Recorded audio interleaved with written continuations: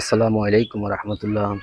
বন্ধুরা, এই যে আজকে আবার আসছি আমার এই যে মাছের খামারে। আজকে শুক্রবার, তো আমি ছুটি পাইছি বলতে আজকে একটু সকালবেলা জুমার আগে দোকানপাট বন্ধ থাকে, এই জন্যই চিন্তা করলাম জুমার আগে যাই আর কিছু কাজ কাম করি। তো যাই হোক, এখানে আমি যখন এই মাছগুলা ছাড়ার আগে এখানে আমি মোটামুটি দেখা গেছে 5 কেজি চুন আর কি, এগুলা গোলায় সুন্দর করে মাটি সাফ করার পরে সব জায়গায় এগুলো আমি দিয়া দিছিলাম আর কি আমার পুরা ক্ষেতের ভিতরে। তো আজকে ছুটি পাইছি, চিন্তা করলাম যে যেহেতু মাছ ছাড়ার 15-20 দিন আগে আর কি চুন দিছিলাম, তো আজকে আবার চিন্তা করলাম যে একটু হালকা দেওয়া যায়, যেহেতু পানিগুলো পরিষ্কার থাকবো আর কোনো পোকামাকড় থাকলে হয়তো মারা যাইবো, এই জন্য আর কি। তো আজকে আবার আসছি, আইসা দেখা গেছে এখানে সকালবেলা আইসা আপনার এই যে চুন দিছি, এখানে আজকে চুন দিছি কম।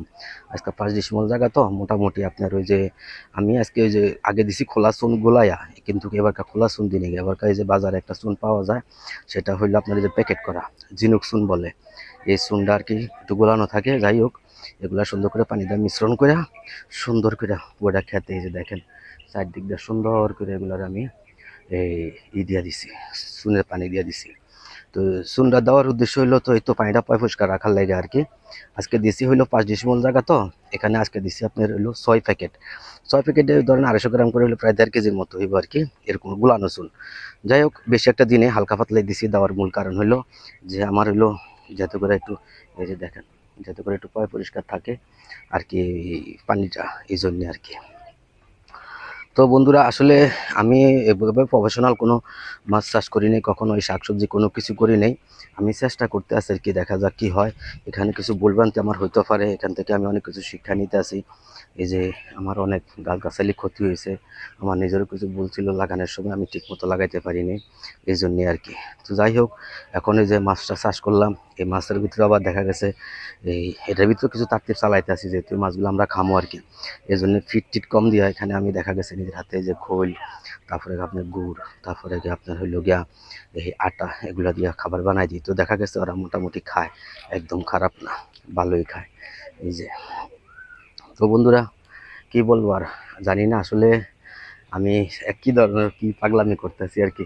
এই যে দেখেন, আপনাদেরকে দেখাই, এলো আমার পুরো জায়গাটা, এই আর কি আমার পুকুরটা। তো এখানে ঘাস অল্প কাটে, এই যে এই জায়গাটা কিছু ঘাস রাখছিলাম আমি, কিন্তু ধীরে ধীরে ঘাস ভরে গেছে গা। তো যাই হোক, গাছগুলার আমি উঠাই নেই, দেখা যাক কি হয় আর কি, রেজাল্টটা কি হয় এই দেখার জন্য আর কি এভাবে রাখছি। তারপরে আল্লাহ মালিক দেখি কি করে।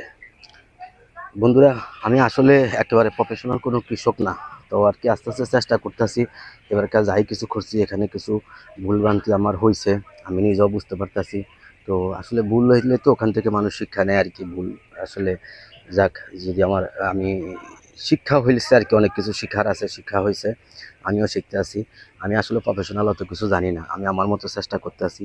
তারপরে আপনারা দেখেন, যেহেতু আমি প্রত্যেকটা যে কোনো কাজ করি আপনাদেরকে ভিডিও দিই, যদি আমার কোনো ভুলভ্রান্তি থাকে বা কোনো মনে করেন যে আর কি আমার কোনো ভুলভ্রান্তি হয়, অবশ্যই আপনারা সাজেস্ট করবেন কমেন্ট করে, যাতে করে আমি শুধরাইতে পারি।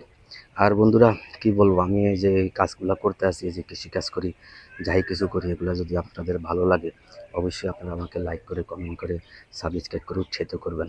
আর আপনাদেরকে আমি কতটুকু উৎসাহিত করতে পারতেছি বন্ধুরা আমি জানি না। আপনারাও যে যেখানে পারবেন সেখানে গাছ লাগাবেন, মানে এক কথা খাদ্য উৎপাদনের জন্য যে যে কাজগুলো আছে সবগুলো করবেন। শাক লাগাইবেন, সবজি লাগাইবেন, তারপরে ফুল গাছ, ফল গাছ, যেখানে জায়গা ফাঁকা পান, ছাদে পান, বারিন্দা পান, উঠানে পান, সেখানে আপনার গাছ লাগান। এতে করে আমাদের যে দেশে খাদ্যের আমাদের ঘাটতি আছে, খাদ্যের চাহিদাটাও মিটবে, পাশাপাশি পরিবেশের ভারসাম্য রক্ষা করবে। আর প্রকৃতির সৌন্দর্য অবশ্যই আপনারা সবাই উপভোগ করবেন, ভালো লাগবে। দেখেন, একটু পরিশ্রম করে মাটির সাথে সম্পর্ক করে ভালো লাগবে। শারীরিকভাবে, মানসিকভাবে, অর্থনৈতিকভাবে সকল দিক থেকে আপনারা ভালো হবে ইনশাআল্লাহ। মাটি কখনো বেইমানি করে না, এইটুকু বললাম আমি। এখানে ভালো মন্দ মিলাই তারপর যতটুকু সম্ভব আলহামদুলিল্লাহ চেষ্টা করবেন আর কি সবাই। তো ঠিক আছে বন্ধুরা, আজকের মতো রাখি। আপনারা সবাই ভালো থাকবেন, নিজের খেয়াল রাখবেন। আল্লাহ হাফেজ।